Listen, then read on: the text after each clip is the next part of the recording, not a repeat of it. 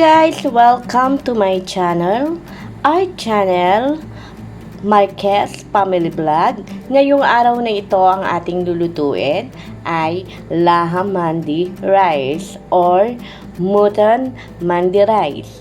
Narito ang pangunahing recipe ng ating lulutuin: black pepper, coriander powder, onion powder, turmeric powder, garlic powder, salt, and saffron. Ayan ang mga pangunahing ingredients ng ating lulutuin. And of course, syempre, kailangan din natin ng rice. Pero mamaya na natin i-ready. So, ang gagawin natin ay lalagyan natin lahat ng tagwa 1 teaspoon ang ating laham. Tagwa 1 teaspoon lahat yan. Lahat. So, ilagay na natin. Tara! Samahan nyo ako sa aking pagluluto at tiyak na magugustuhan nyo ang aking recipe, lalo na kung nandito kayo sa Middle East. Ito ang mga... So, kailangan nating lagyan ng tagwa 1 teaspoon ang ating lulutuin. So, lagyan natin ng 1 teaspoon coriander, 1 teaspoon onion,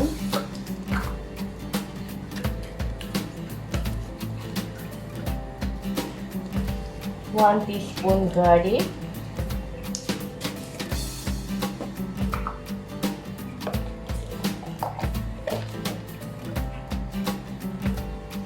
1 teaspoon black pepper,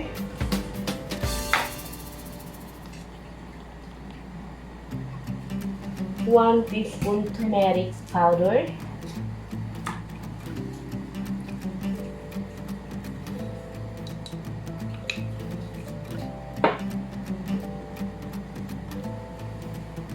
1 teaspoon salt. It depends sa inyo kung maalat kayo o hindi. Okay. Lamas-lamasin natin ang ating meat para kumapit ang kanyang lasa. Mas lamasin natin.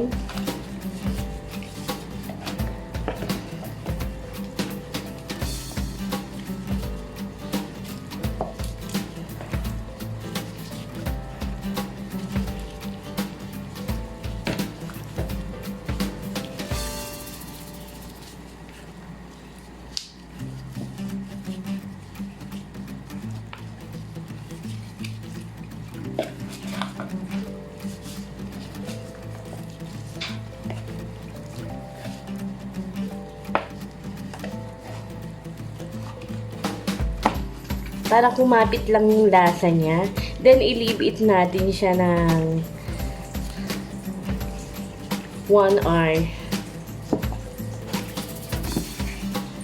Lalagyan natin siya ng saffron. Ito yung saffron na ginagamit ko sa pagluto.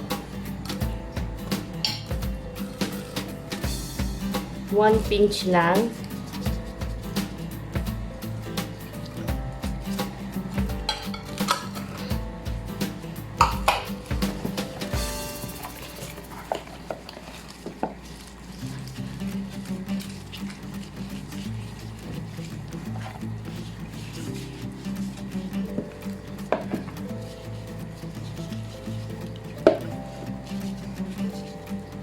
So guys, iwanan natin siya ng 1 hour.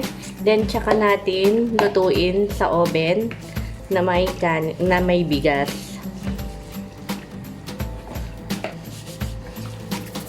Okay guys, balik tayo ng 1 hour. Takpan natin ito at ibabad muna natin para kumapit ang lasa niya. And then lutuin natin sa bigas at ilalagay natin sa oven. At pauusukan natin yung kanin para mangamoy usok. Kaya tinawag siyang mandi rice, smoke rice. Kasi amoy usok talaga yung rice niya. So, tingnan natin ang sekreto ng mandi rice. Ito na, binalikan ko. Pagkatapos nating ilagay sa ref at tinakpan, ito na siya ngayon. So, nagbabad ako ng bigas, 5 cups sa mainit na tubig for 5 minutes. Yan, tingnan mo, sinip-sip na niya yung tubig. So ngayon, hugasan na natin siya at isalang na natin sa oven.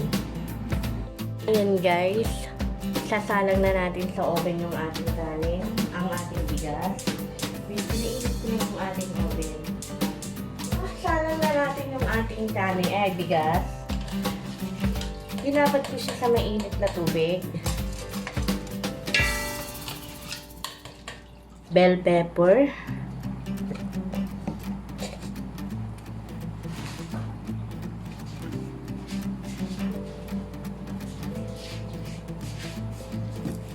Lagyan natin ng 3 pirasong cardamom.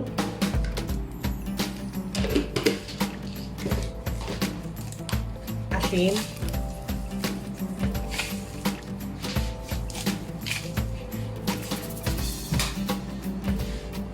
At konting mantika.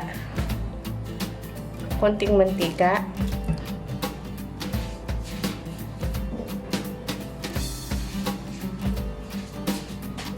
Lagyan din natin ng tubig.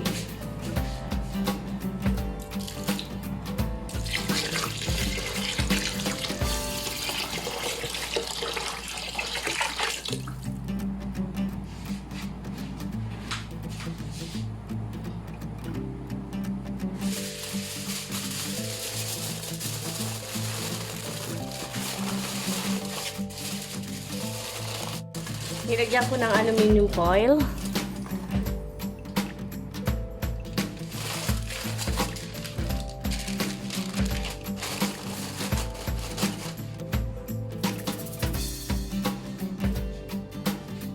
Tusok-tusokin natin ang aluminum foil.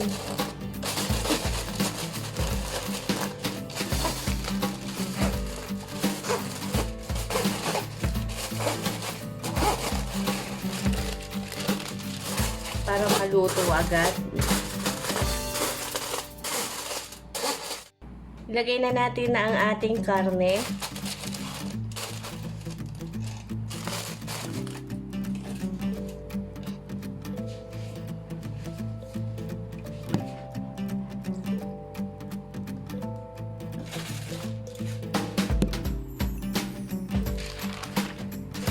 And then, takpan ulit natin siya ng aluminum foil.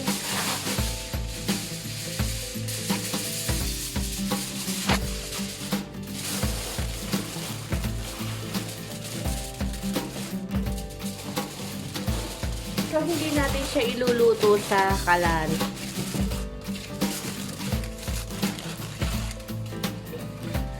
Ayan guys, nasa loob na siya ng oven. Hintayin natin siya ng 2 hours at para maluto yung karning maigi.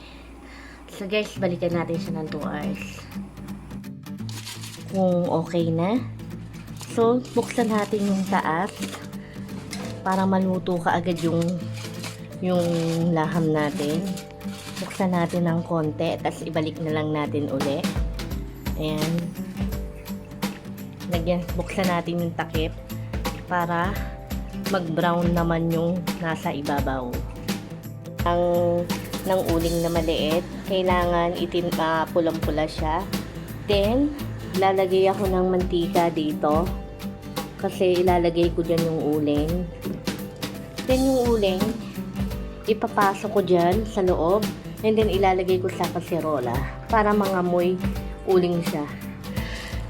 Ayan na siya guys. So, itong uling na to, lalagyan natin ng uling. Buksan muna natin ng konti. Kasi ilalagay natin yung uling dyan.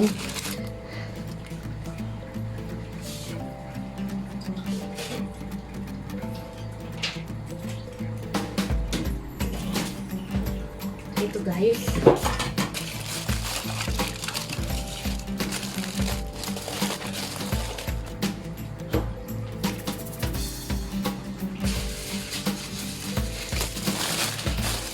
Hayaan na natin siyang matakpan para mga may uling, mga may usok.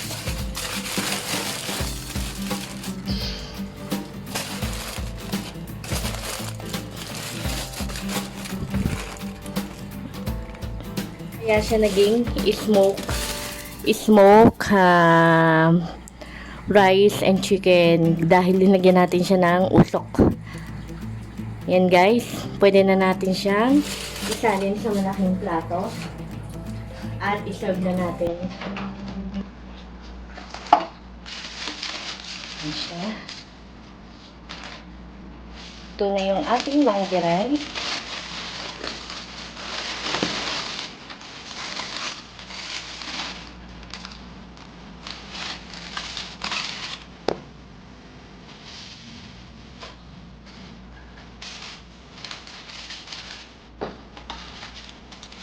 Ayan. Kinuha ko na yung hindi.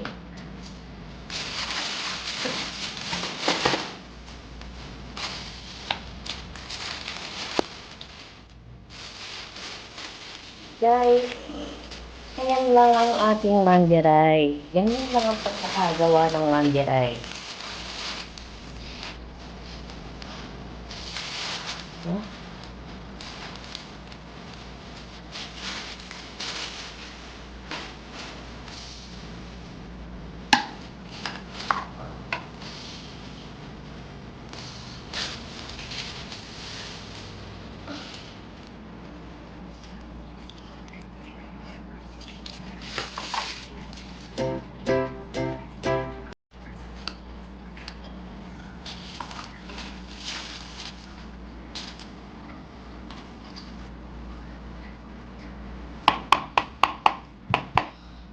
Ayan.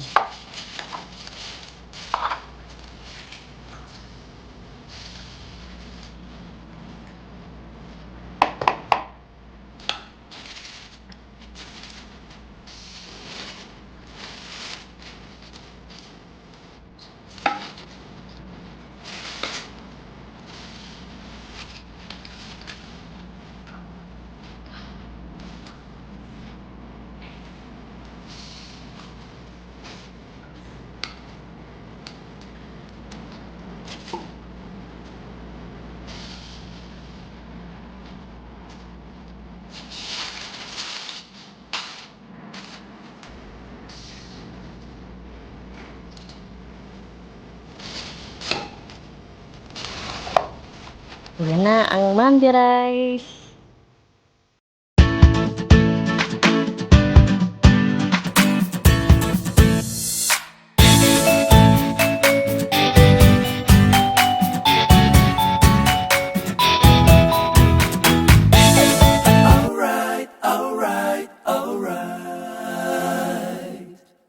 Okay.